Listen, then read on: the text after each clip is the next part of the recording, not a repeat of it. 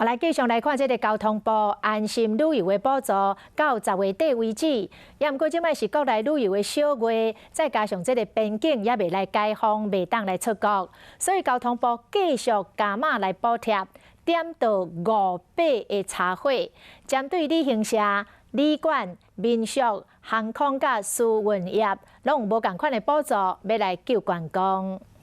因为疫情的关系，大家未当出国，我紧那安尼，咱就来台湾耍透透。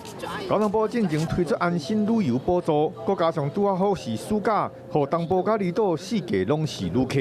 3个半月补助期，互国内旅游增加1870万人次的旅客，嘛带来618亿的观光效益。不过，这马补助结束了，旅游业是要安怎加好？并不是每一样的一个措施啊，都要花大钱。好，我们的现在财火有限，好，也必须要把这个钱用在刀口上面。年免三量上开嘛，天火一头。大城市针对旅行社加饭店旅馆，那对礼拜加拜4 10个人以上的旅游团体，一团会当补助15000块。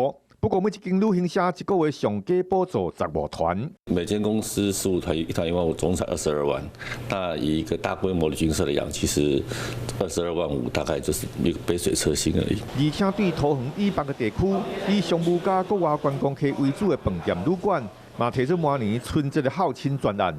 各地中南部的民众带4大人来北部地区团圆顺耍住旅馆。